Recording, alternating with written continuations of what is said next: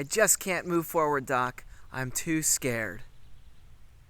Hi, my name's Dr. Jesse Ritter, and in this video, I am going to cover the topic of dental fear. I'm going to talk about why it's there, what's real about the fear, what's not real about the fear, and just kind of talk about what comes up for people in conversations that I have with them when they are faced with making treatment decisions.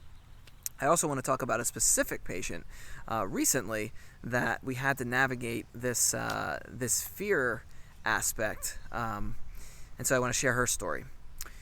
So I'm a transformational cosmetic dentist in Baltimore, and I have patients who we do cosmetic dentistry for that they're faced with making big decisions that can impact their life in a very profoundly positive way. But dental fear is one of those things that comes up a lot. And if we just kind of start with the sort of general dental fear that's out there, so many people are absolutely terrified of the dentist. And actually, it's probably the number one reason that people actually avoid going to see the dentist. Money is another big one, and time is a big one too. But really, fear is that thing that keeps people from making a decision that's a positive, like going and seeing their dentist and just getting their regular checkups or whatever. So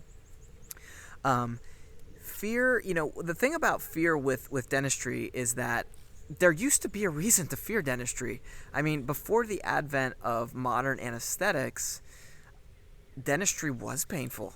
Dentistry was really painful. I mean, there was a time when novocaine even first came around, where it was expensive, and a lot of dentists weren't using it, or they wanted to save money and they wouldn't use enough of it.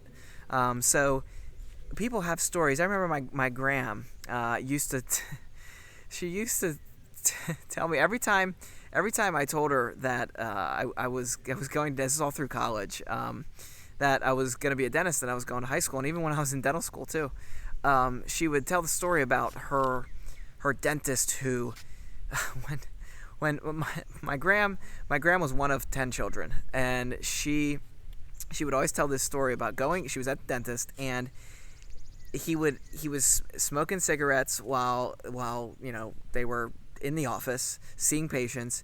Nobody wore gloves at that time, so there's no gloves obviously, and he was an alcoholic, and so he would this kind of sets the scene for this smoky, sort of dingy office where the dentist is probably not 100% there with what's how to take care of people because he's inebriated, and he would work on her and not give her anesthetic and just drill and drill and drill, and she would scream, and this was her childhood experience, right? She would tell me this story every time I brought up dental school or that I wanted to be a dentist. And so dental pain and the inability to take it away during procedures used to be something that was real. Now, is there still dental pain? Yes, of course there is. People get toothaches, and when people have toothaches, it's very difficult to get them numb. But anesthetics have evolved to the point where they're incredibly profound, and 99% of the time we can take away through just local injections. We can get people completely comfortable, and even the injections themselves actually can be very comfortable. There's strong topical gels that we use ahead of time. There's distraction techniques like shaking while we inject. So a lot of that fear of those things they're fear of things in the past. They're not fear of things that are real and in modern dentistry. So there is that. There's also the fear of pain surrounding the procedure. So this came up with a patient recently in the past couple weeks here, where she was up against a big decision to make a decision to really comprehensively pursue her oral health and get to a place of stability,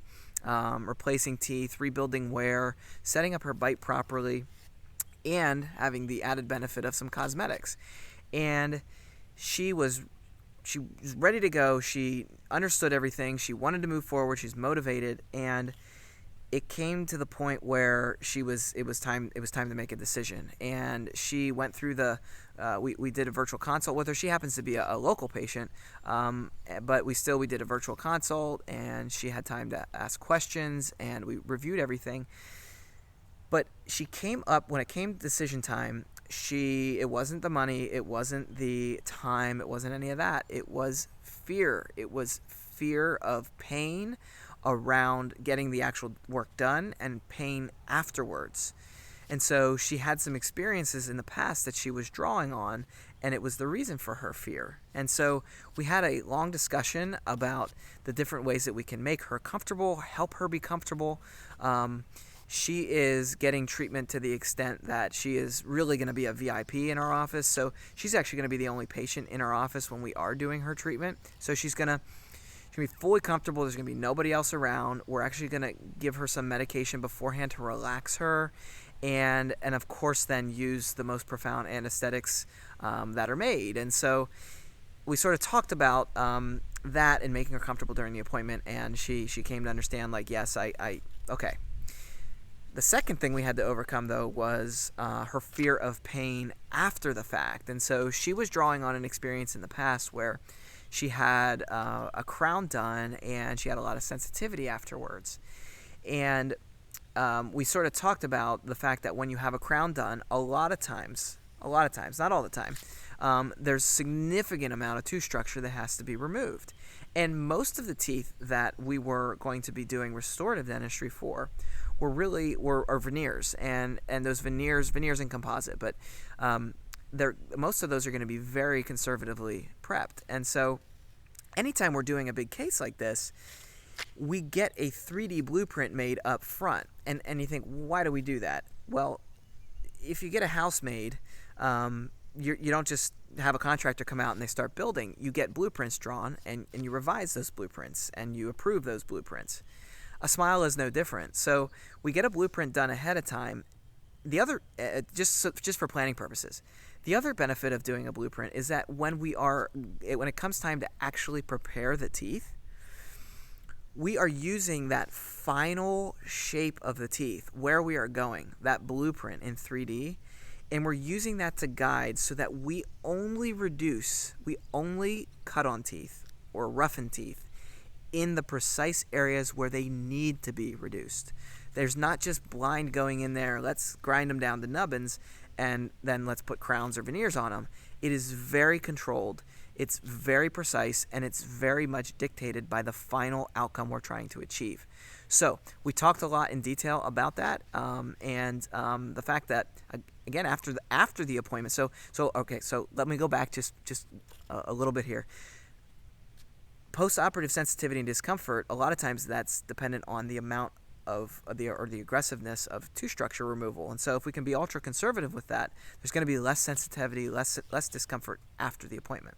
Okay, so the second thing is that we have medications, both over the counter and prescription, that really, if you're really struggling for a couple days for whatever reason, which is pretty rare after like a veneer appointment, we have medications to control that discomfort. So ibuprofen and Tylenol alternating every 3 hours, that actually, studies have shown that is as strong as using Vicodin, regular strength Vicodin. And so that gets like 99% of people, if they're having some discomfort after the fact, that combination gets them comfortable. So we reviewed these things, all these kind of tools we have at our disposal, talked about how modern dentistry really does not have to be super aggressive with tooth reduction, and she came to realize that, you know what, I can do this. And so it was it's one of those moments where a limiting belief or a false belief or a fear was really holding her back, and we really had to dive deep into that to get to a place where she could say yes to being healthy, which is something that she wanted and desired to do. So she's going to go through the Smile Solutions experience. So a lot of fun.